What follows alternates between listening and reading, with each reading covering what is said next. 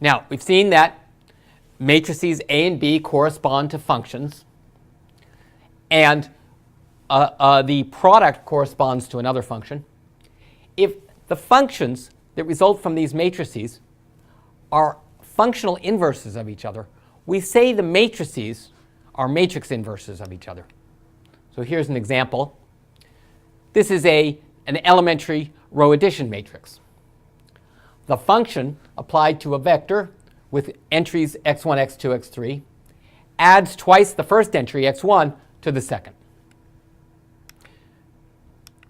Therefore, the functional inverse subtracts twice the first entry from the second. So here's the functional inverse. That tells us that the inverse of the matrix A is this matrix, which is also an elementary row addition matrix, but this time subtracts twice the first entry from the second entry. If A and B are matrix inverses of each other, we say that A and B are invertible matrices. And it's not hard to show that each matrix has at most one inverse. And we refer to the inverse of a matrix A as A to the power minus 1. So you'd read this A inverse. Why do we care about invertible matrices? Here's one reason. A matrix vector equation is guaranteed to have exactly one solution if the matrix is invertible. Let's see that. Let A be an m by n matrix and define the function f by f of x equals a times x. Now, suppose A is an invertible matrix. Then f is an invertible function. That is, f is 1 to 1 and onto. Since it's onto, for any vector b in the codomain of f, there's some vector u in the domain of f such that the image of u under f is b. That is, there's at least one solution to the matrix vector equation, a times x equals b. Now, since f is 1 to 1, for any vector b in the codomain of f, there's at most one vector u in the domain that maps to b under f. That is, there's at most one solution to the matrix vector equation a times x equals b. So if A is invertible, then for every right-hand side vector b, for every vector b in the codomain of this function f, the matrix vector equation ax equals b has exactly one solution.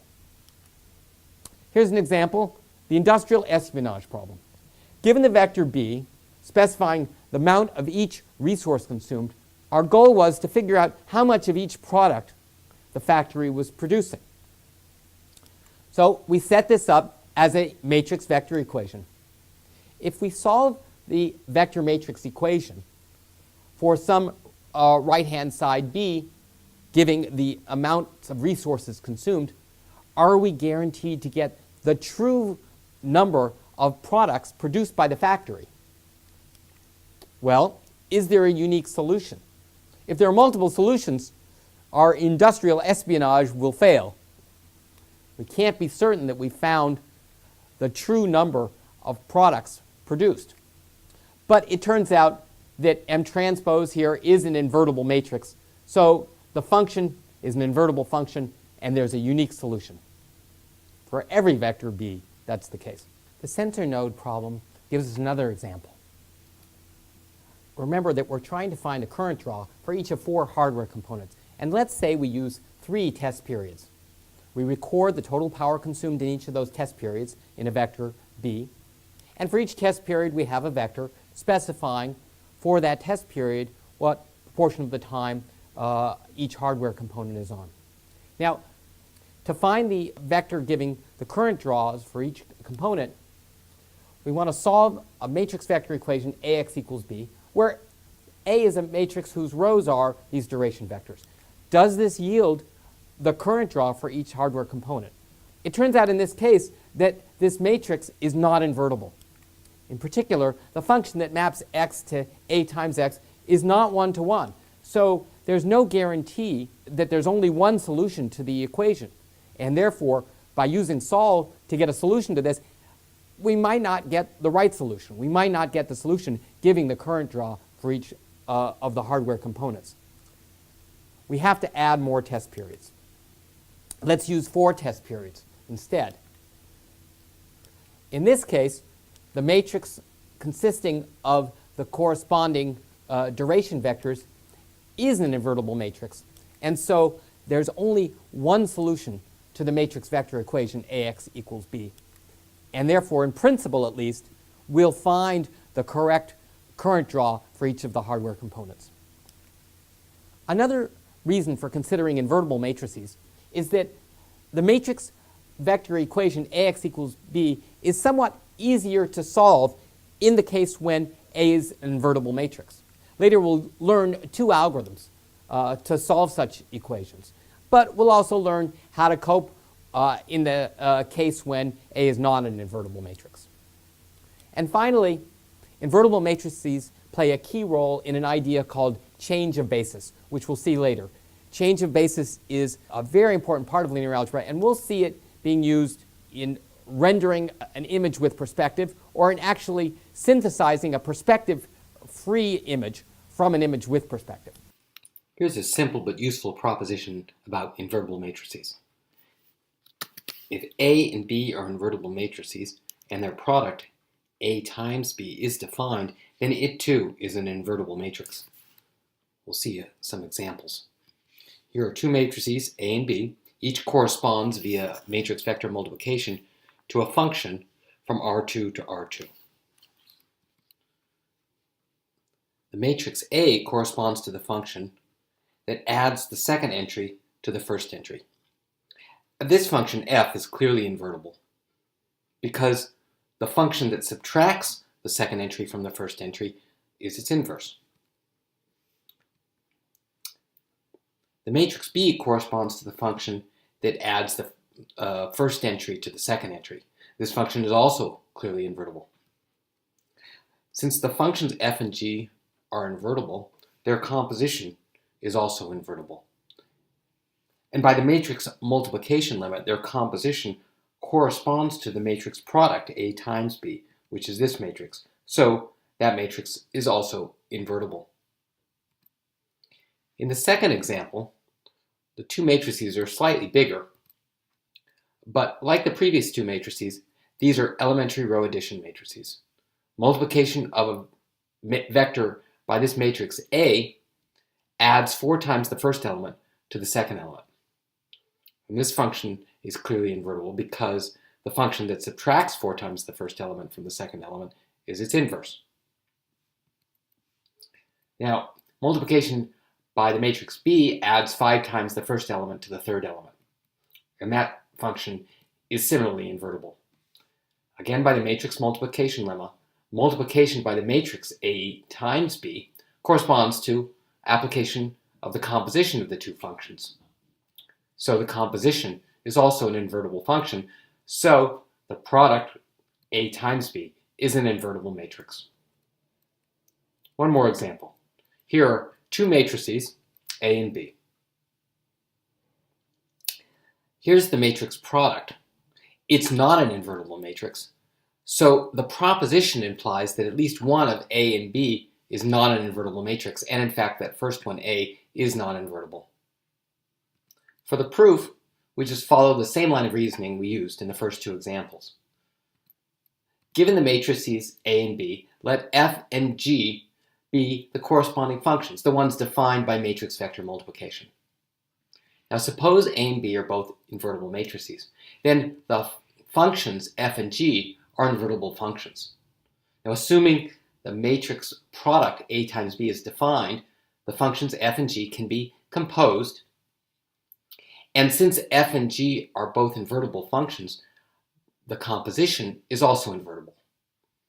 So by the matrix multiplication lemma, the corresponding matrix is A times B, and that's an invertible matrix. Now here's a nice observation about matrix inverses. If a matrix A has an inverse, then the product of A with its inverse is the identity matrix. Here's the proof. Let B denote the inverse of A. As usual, we define the corresponding functions. The function f which takes x to a times x, and the function g, which takes y to b times y. By the matrix multiplication lemma, the composition f composed with g has the property that f composed with g applied to x is the same as taking the product of AB and multiplying it by x. On the other hand, because we've said that A and B are matrix inverses of each other, it must be that f composed with g is the identity function. So the product AB must be the identity matrix. What about the converse? We've said that if A has an inverse, then A times A inverse is the identity matrix. You might be tempted to conjecture that if AB is an identity matrix, then A and B are inverses of each other. But here's a counterexample. A matrix A and a matrix B, their product is an identity matrix, but in fact, the functions corresponding to A and B are not invertible. In fact, we can see here that multiplying A by this vector and multiplying A by this vector both give you the 0 vector. So the function corresponding to matrix-matrix multiplication is not even onto. The null space of A is not trivial, and we know that that implies that the function is not onto. So f is not an invertible function, so it doesn't, the matrix A doesn't even have an inverse. So just because the product of two matrices is the identity matrix doesn't mean these matrices are inverses of each other. So it's a false conjecture. However, we can show that matrices A and B are inverses of each other if and only if both the product AB and the product BA are identity matrices. Here's the proof. Suppose A and B are inverses of each other. By the lemma, A times B is an identity matrix. Applying the lemma with the roles reversed tells us that BA is also an identity matrix. On the other hand, suppose AB and BA are both identity matrices. We define the functions in the usual way. F is the function that maps y to A times y, and g is the function that maps x to b times x. Because AB is the identity matrix, by the matrix-matrix multiplication lemma, f composed with g is the identity function. Because the product BA is an identity matrix, it follows using the same lemma that g composed with f is an identity function. This proves that f and g are inverses of each other, functional inverses of each other, and therefore A and B are matrix inverses of each other. How can we tell if a matrix is invertible? Well, a matrix is invertible if the corresponding function is an invertible function. And we know that a function is invertible if it's one-to-one and onto. Now, we have a criterion for linear functions being one-to-one. And the function corresponding to matrix vector multiplication we've seen is always a linear function. So by the one-to-one lemma, the function is one-to-one if and only if the kernel is trivial, which is the same as saying the null space of the matrix is trivial. What about onto? We're not yet in a position to characterize linear functions that are onto. So we can't quite answer this question. But if we did know whether a linear function is onto, we could get a nice criterion for whether a matrix is invertible.